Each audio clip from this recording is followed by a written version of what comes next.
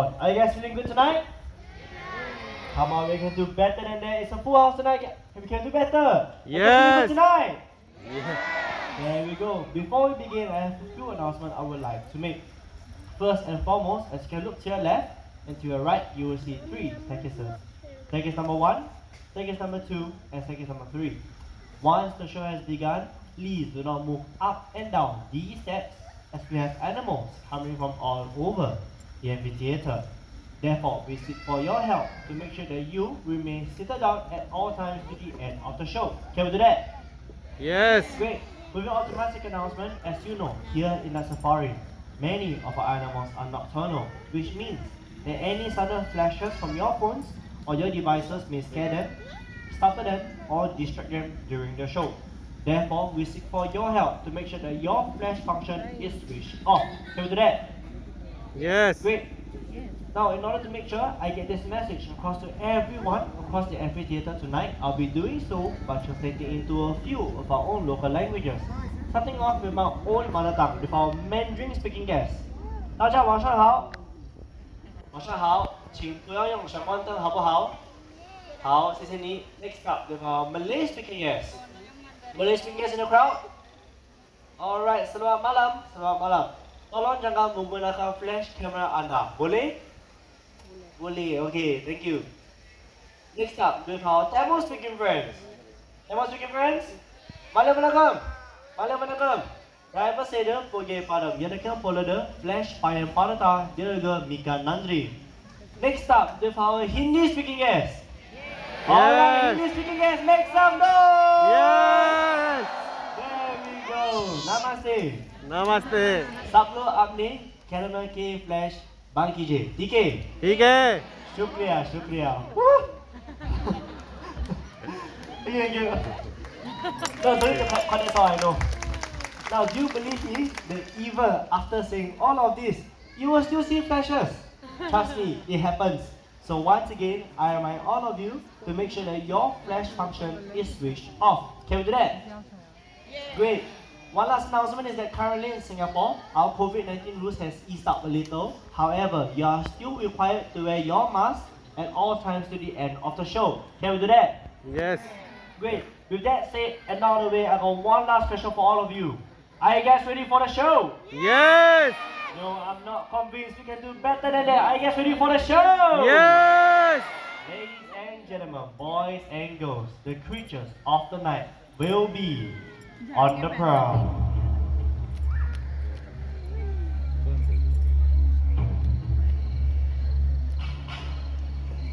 Just as the sun begins to set, the turkey vulture uses powerful sense of smell to detect carrion.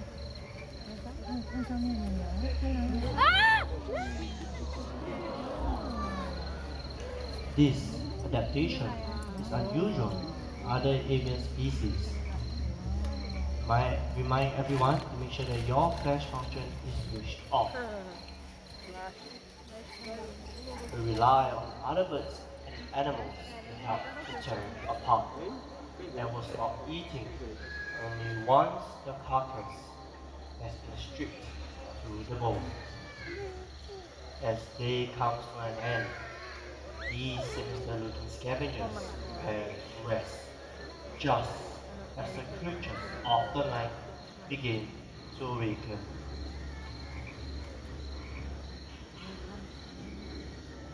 As night falls, two worlds, one of sunlight, the other moonlight, blends into one.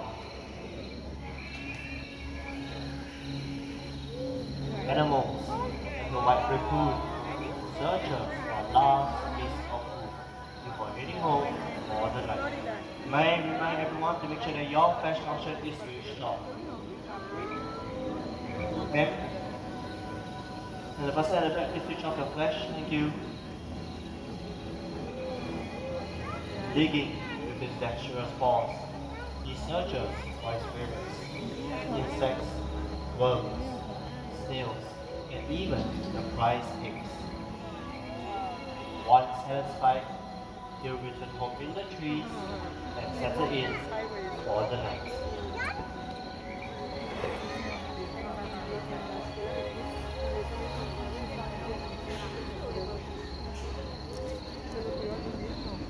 As daytime animals settle down to sleep, the forest comes to life. Hidden amongst the shadows, nocturnal animals emerge from the dark silhouettes of the forest. With body designed for speed and agility, a ghost-like bubble fox appears in the forest clearing. Known for their clever nature, this fox is a versatile and skilled hunter. Using his sensitive night vision and powerful sense of hearing and smell, he searches for the elusive prey. Hunted for sport or for their beautiful fur coats, these amazing animals deserve our protection before they disappear forever.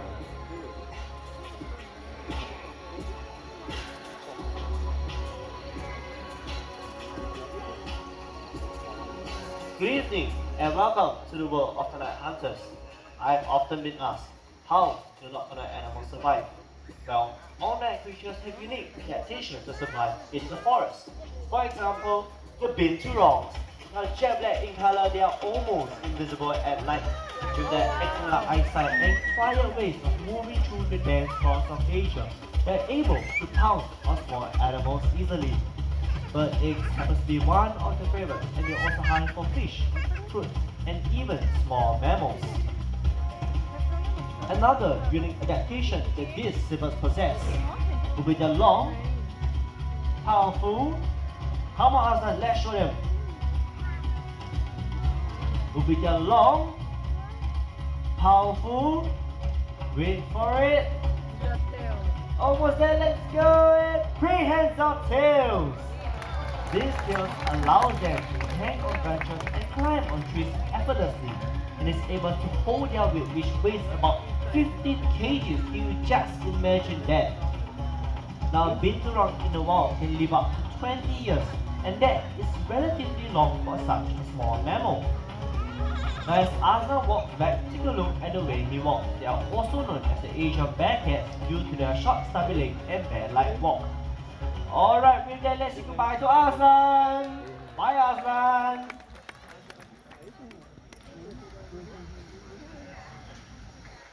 Now, while animals like the binturong rely on a keen sense of smell, other nocturnal animals rely on their acute hearing power. I'm talking about the owls. Coming down from my right hand side, we have Dan coming down with Oscar. Oscar is a Eurasian eagle owl. And just as their name suggests, they can be found in Europe as well as Asia. Now focus your attention to the noisy one on my left hand side. Coming down with Kenzie, we have Midnight. Midnight is a Malay fish owl, and they are also known as the buffy fish owl. They can be found in Southeast Asia, which includes Malaysia, Indonesia, and even right here in Singapore. Now owls are known to be the quietest raptors when it comes to their flight. How many of you believe me in that? How many will say that owls are the quietest raptors when it comes to their flight? Raise up your hands. Alright. Okay, quite a number of you, but the rest doesn't seem to agree. Do not worry.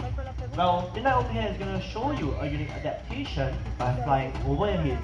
Now for that to happen, I need everyone to remain seated down, keep your hands to yourself, and focus your attention to Midnight.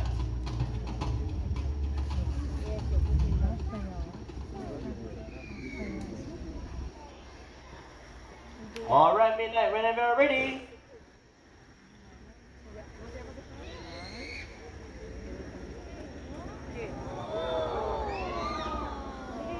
Now, wasn't that a wonderful flight? Let's give a round of applause to Midnight. Now, while Midnight is going to take some time to return back to the trainer's glove, I'm going to ask you guys a few things. Firstly, when Midnight flew over your head, do you realize any sound coming from his wings? No, how about his mouth? Yes, because it's a very talkative bird. Now, the reason why owls are able to fly so silently is because they have softened edge wing tips, which allows them to fly silently over fields and catch their prey. Alright, with that a wonderful trip back to the trainer. Let's give a round of applause to Kenzie as well as Midnight. Thank you. Now, I have not forgotten about lovely Oscar over here. Oscar right here is going to show you another unique adaptation that these owls possess. I'm going to grab this perch and let Oscar settle down. But I'll ask you guys another question. Now, owls are known to be able to turn their heads to a certain amount of degrees. But the question is, to how many degrees? Shout out your answers, this side. 360, how about this side? Any guesses? 270, any more? 180, okay, this side is a little bit quiet. Shout out your answers. 270, 360, some more? What, 500? Who said 500? Do I have that? Okay. So 360, okay. 360, 270, 180. Okay, common answers. Well, for those that say 360, give us a round of applause. So that we can try harder next time. Now for those that say 270, you are indeed correct. Because if Oscar were to do 360, his head will just pop off. Now we don't want to see that, right? Now I believe I've done too much talking. I'm going to end as well as Oscar show you how it's done. Take it away.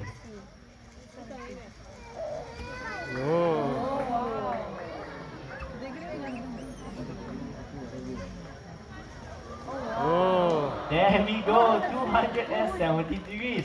Now I believe that was a little bit too quick. Would you guys like to see that again? Yes? Okay, take it away.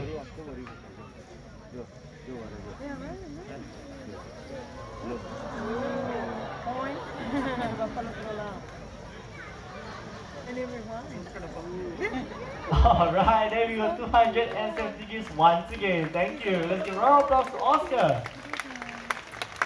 Now the reasons why owls are able to turn their heads to 270 degrees is because as humans we have 7 neck vertebrae, while the owls actually have 14, which gives them the flexibility to turn their heads to 270 degrees and scan for their surroundings. Alright, almost there. There we go. Alright, let's give a round of applause to Oscar and end once again. And what we just saw here is actually Oscar's amazing wingspan, which measures up to about 6 feet in length, and that is about 1.8 meters.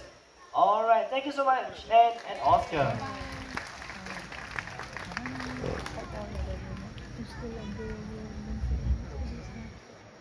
Creatures of the night comes in all shapes and sizes. In Africa, there lives a tiny hunter by the name of Foxtrot. Now I'm going to share some clues as to what this animal is. First and foremost is that he is really small. Second clue is that he has really large ears. And the last clue is that he lives in the Sahara Desert. Are you guys able to guess what the animal is? Meerkat. Feathered fox, seabirds, okay, anyone else? Elephant? Elephant. Okay, maybe elephant coming from there, maybe. Any more guess? Kangaroo. Okay, different answers. Do not worry if I'm unable to guess. Focus your attention to the right hand side as we call out Foxtrot. Now for those that get feathered fox, you are indeed correct. Foxtrot right here is a feathered fox and they are native to the Sahara Desert, just like I mentioned just now. In the desert, it will dig for food with their sharp and curved claws, which will contain their small insects, small mammals, and even scorpions. For those that are seated in front, you might be wondering why Foxtrot has a bulb patch.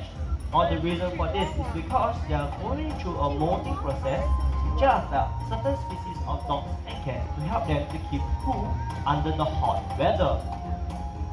Also, they are good at jumping not only vertically but also horizontally, just like that. While their larger serves an important function as it helps them to keep cool under the hot weather, as well as listen out for prey as well as predators sticking up behind them. Alright, last few chances to take some pictures of Foxtrot and trainer, and off we go. Now, wasn't that very cute? Yes. Yeah, the trainer? Yes? Okay. Now do not worry. Now for the next segment, we are still gonna stay in the African continent. For that to happen, I need everyone to remain seated down, keep your flashes off, and keep your mask on.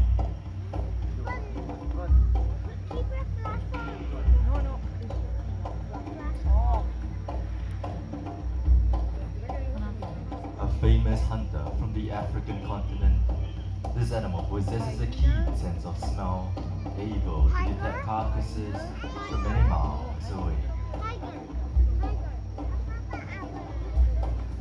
The largest of all hyena species, this is the spotted hyena. Spotted hyenas have excellent digestive systems, capable of digesting the entire prey, including the teeth, hooves, horns, and bones. They have powerful jaws able to crush bones, even those of elephants. Hyenas live in rooftop clans ruled by a single female as the leader.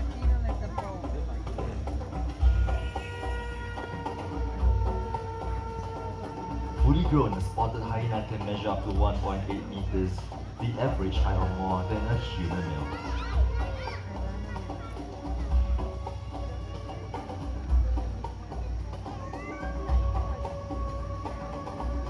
Many people think the hyenas are part of the canine family due to their dog-like features, but in fact they are much more closely related to the cats.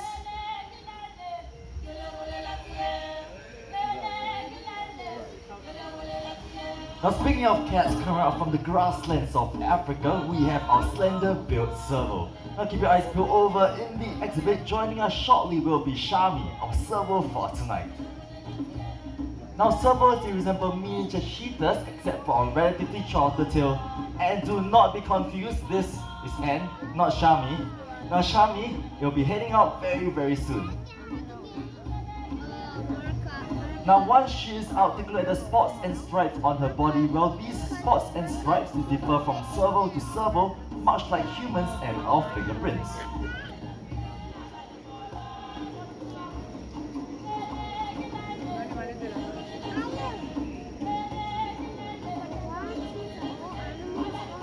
Resemble says she is taking her time to come out tonight, so we're going to give her a bit more time. Now animals here are trained using positive reinforcement training, which means that they are never forced to do anything on the show. So the behaviors that you see, they are all voluntary, and it is entirely up to Shami whether she wants to come out to show all of you her behaviors tonight or whether she does not want to. Now much like you and I, they have their moods and days and own personalities. So we're going to try to see if Anne can try to bring Shami out tonight. Now she is a pretty gorgeous feline, so hopefully she will be joining us on stage.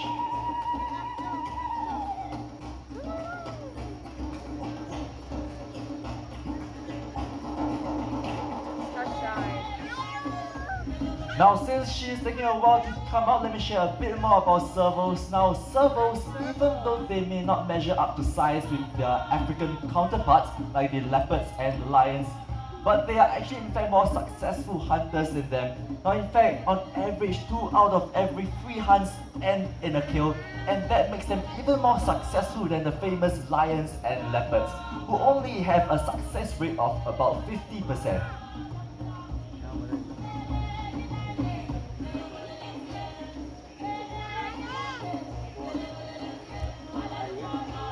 Alright, seems like unfortunately Shami will not be joining us tonight, which is a bummer, but we still have some other animals for all of you to see, alright? So now as you are touring around the night safari, you'll encounter many endangered species. And just like many of the animals that you see on show, well, they are all fighting a losing battle in the wild. It is estimated that at least 300 species of animals go extinct every single year. And if we don't do anything about it, many more may soon join that list. Now, I'm sure this is a trend that none of us seated here tonight want to continue. So there are actually many things that we can do to play our part. Now, I think...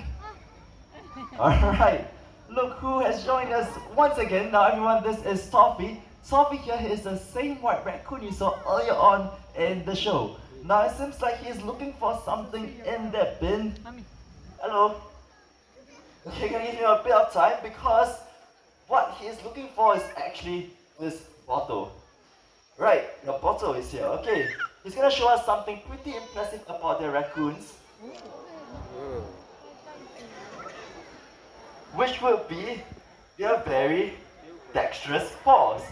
Now, as you can see, they are able to open up lids of jars and containers just like that because they have very dexterous paws. Now, in fact, much like you and I, they actually have 5 digits on their limbs. But for those of you who missed that, not to worry because Toffee is going to move on to a bigger bottle right over there. Now, right now, he's enjoying some of his favorite treats, which are hidden in the bottle.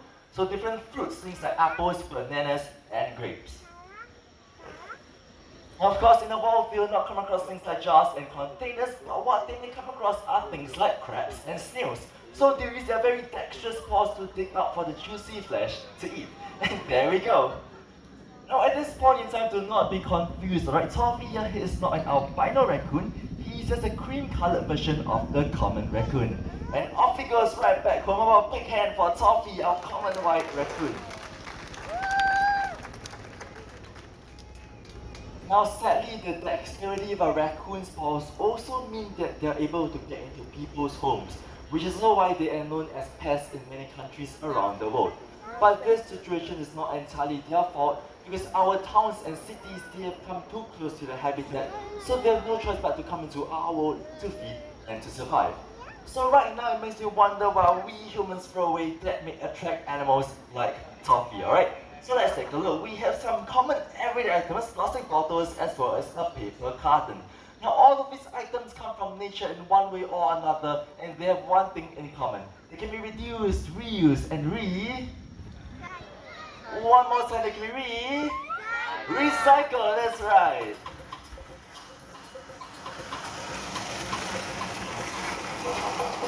Alright, thank you Amanda. Now joining me on stage are going to be 2 of my faithful assistants who are going to show us what we can do to start to make a difference. They are Bailey and Bubbles, our pal sisters, and they are Asian small-clawed otters, the smallest fictional otters in the world. Right now tonight, Bailey is recycling the plastic bottles, and Bubbles, well, she is just here for emotional support. Alright, come on, one at a time. There we go, we have one more to go. Right over there, come on. And there we go, very nice. Okay. Now, Bailey, you're done with plastic bottles. You want to get started with the paper carton. Paper carton. Well, I still think that they did a fantastic job. So a big round of applause for Bailey and Bubbles, our Asian small-clawed otters. Now I think the other thing is that they can do it, so can we. So on behalf of all of us humans tonight, I'll recycle the paper carton in the others department. Now Bailey and Bubbles, they may be small, but they share a very important message, which is that we can all reduce, reuse and recycle. Well, with that said, our journey through the night has come to an end. But let's not forget the lessons that we have learned tonight. From the owls in the sky to the raccoons on the forest floor, they all want to share a message, which is that we can all protect their cousins in the wild as well as the fragile environments that they call home. Now what you do makes a difference, and it is entirely up to you to